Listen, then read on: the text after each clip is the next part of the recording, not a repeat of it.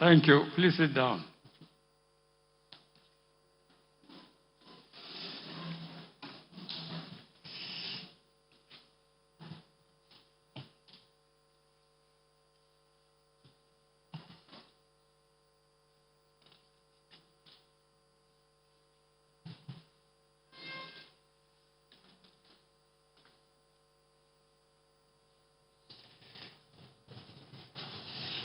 Your Excellency, the Vice President, the President of the Senate,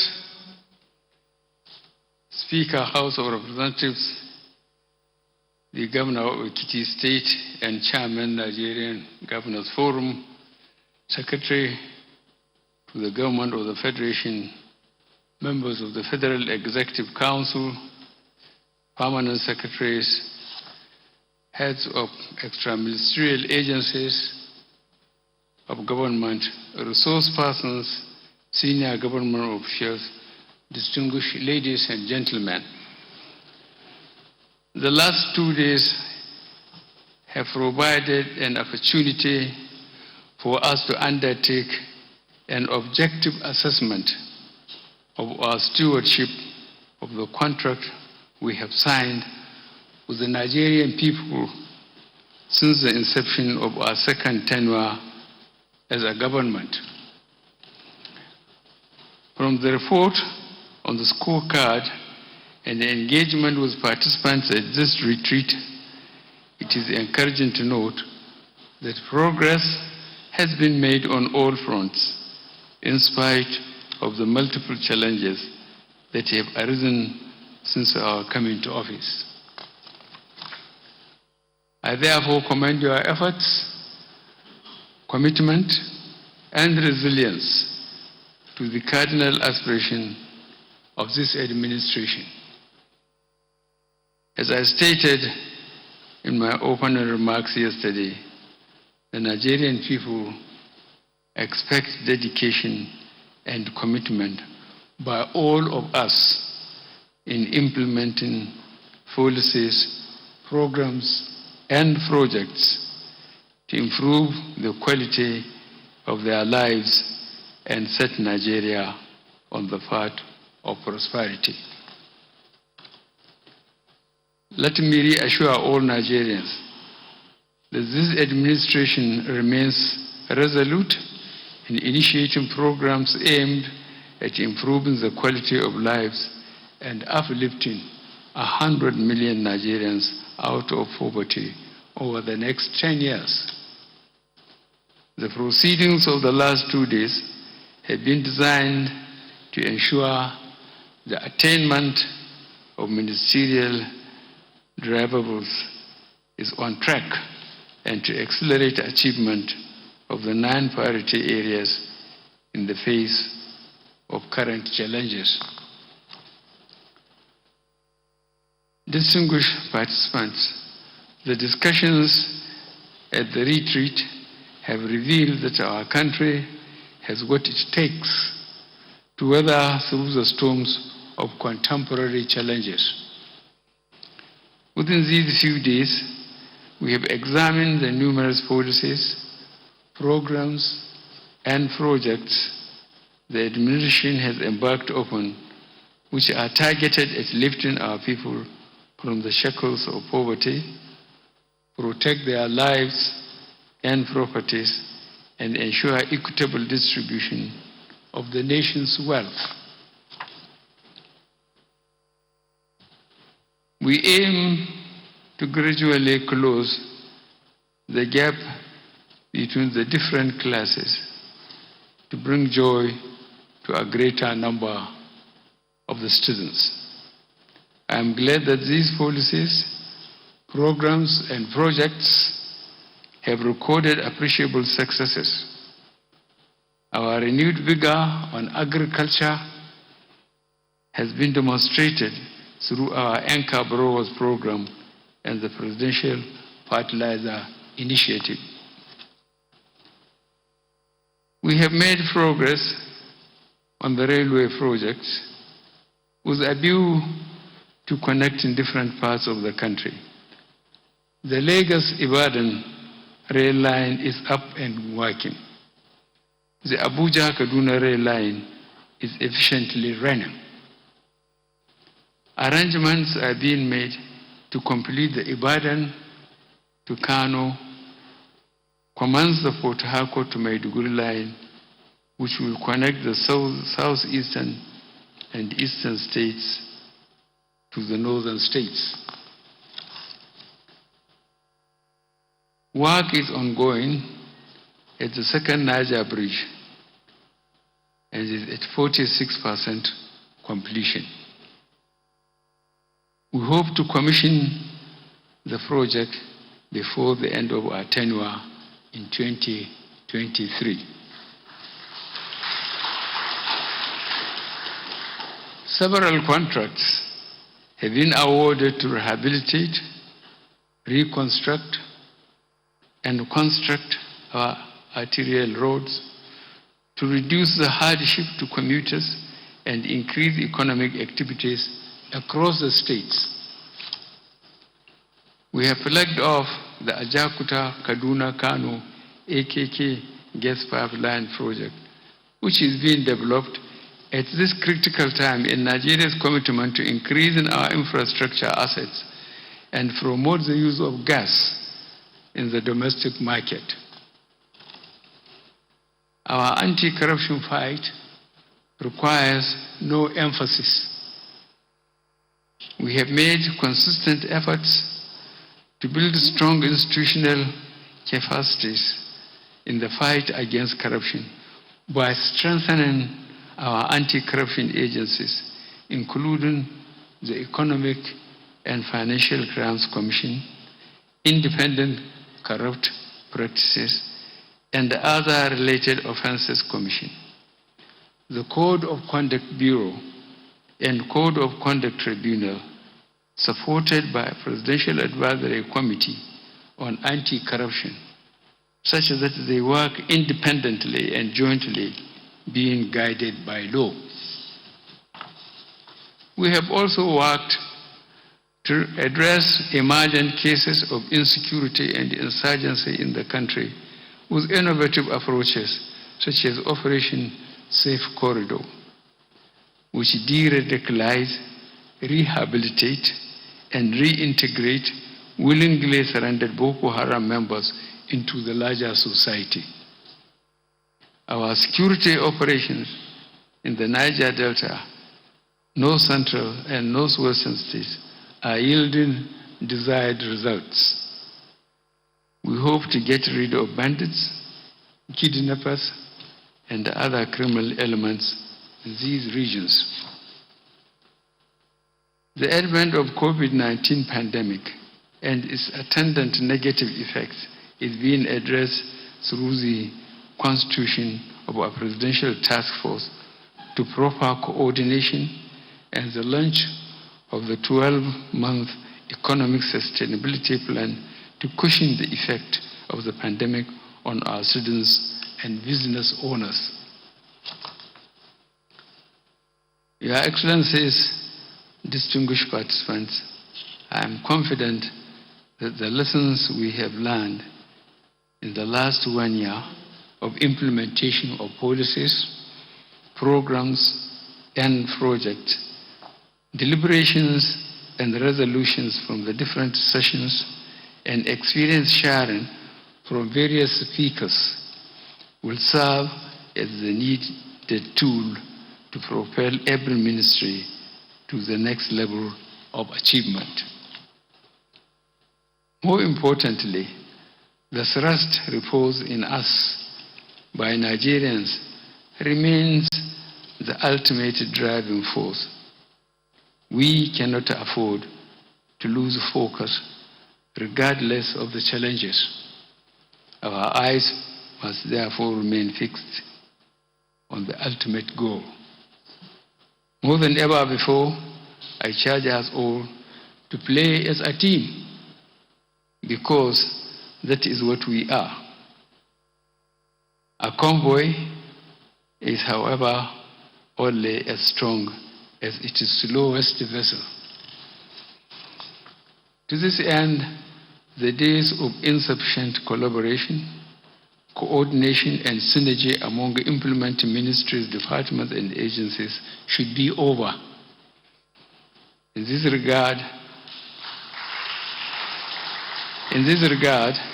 I have directed that a central delivery coordination unit at the Office of the Secretary to the Government of the Federation should be revived to ensure the much-needed synergy and focus on results. The Secretary to the Government of the Federation is to ensure regular reports on progress are submitted. I have to charge all of you to defend the government vigorously and not allow irresponsible and politically motivated activists to keep spreading patent falsehoods about this government. Information to the public should be better packaged. Go on the offensive. We are proud of our achievements and we should blow our own trumpets. Let me also reiterate that all submissions for my attention or meeting requests will be channeled through the Chief of Staff, while all Federal Executive Council matters should be coordinated through the Secretary to the Government of the Federation.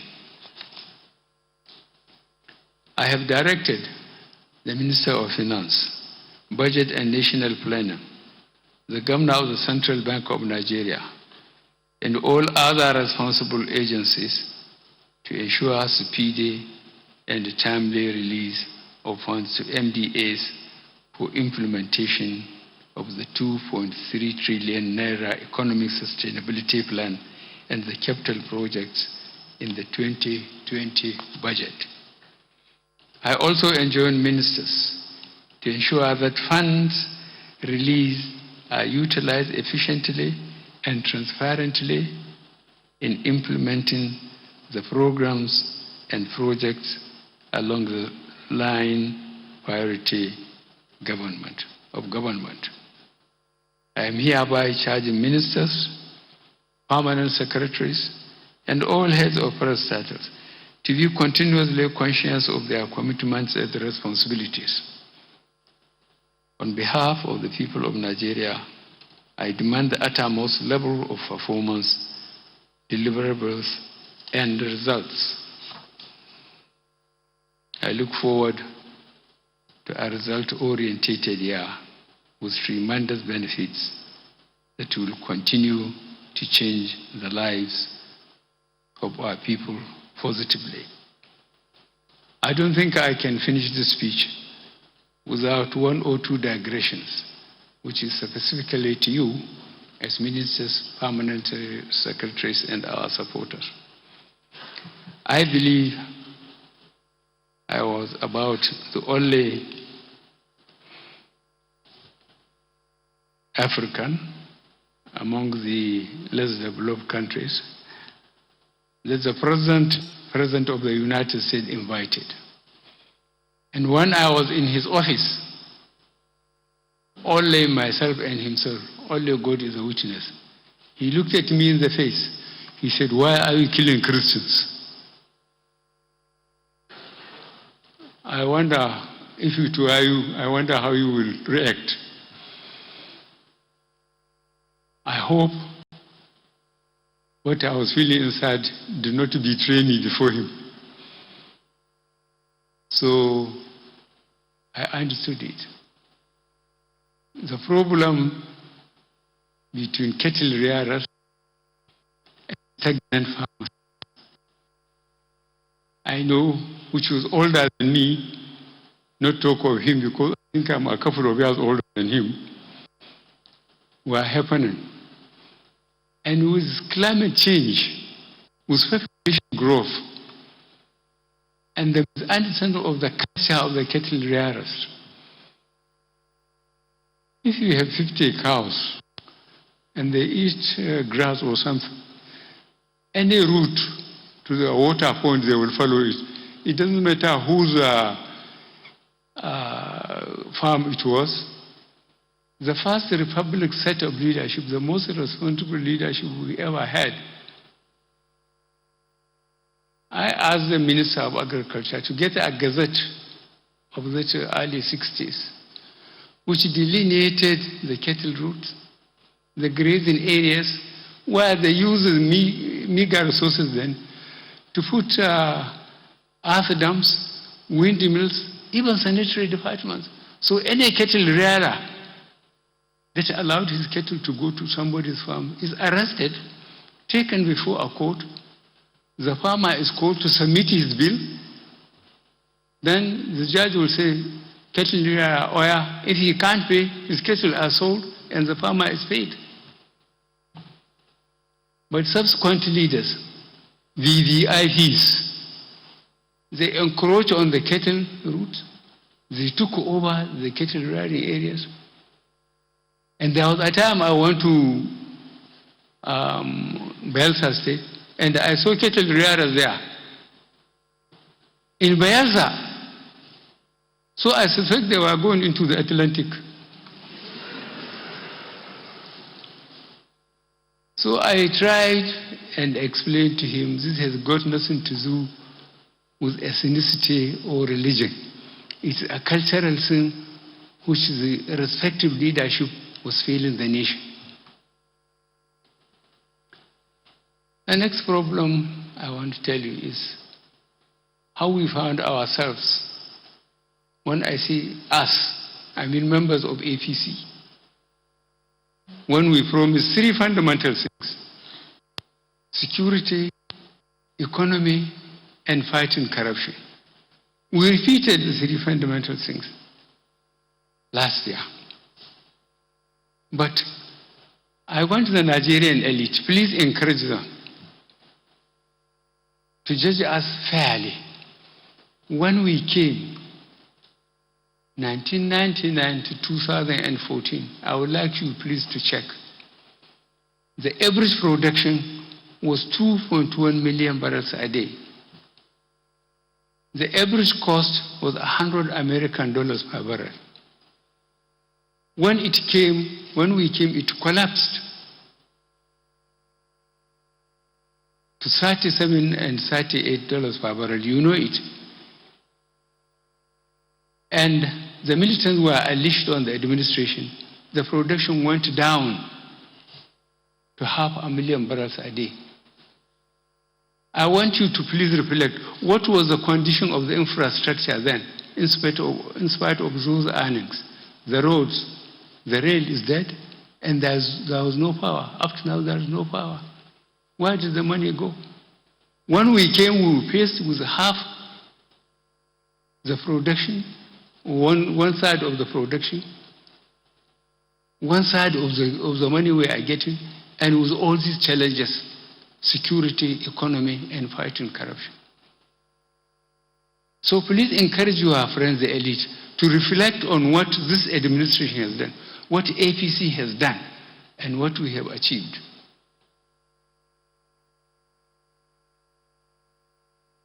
And when people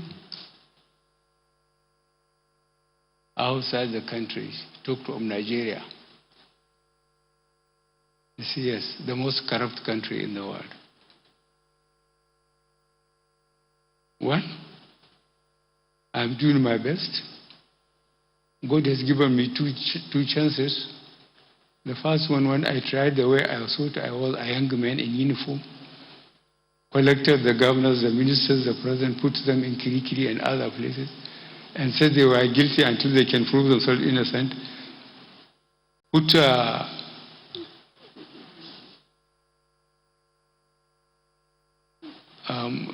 investigation panels based on geopolitical zone, basically. Anybody who follows the constitution, declared his asset, became a minister, a governor, or the president, you couldn't explain what he had, the balance is taken and is put in the federal government or the state or the institution he led. In the end, I too was arrested and detained. Nobody raised up his hand.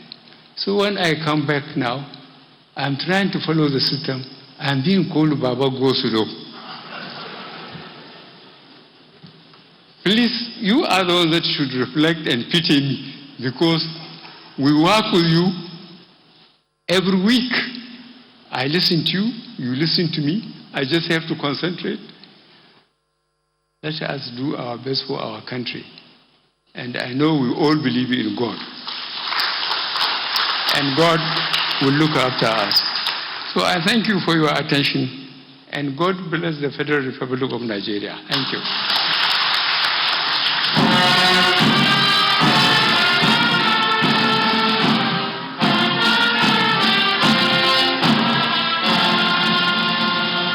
Shall we take the national anthem, please?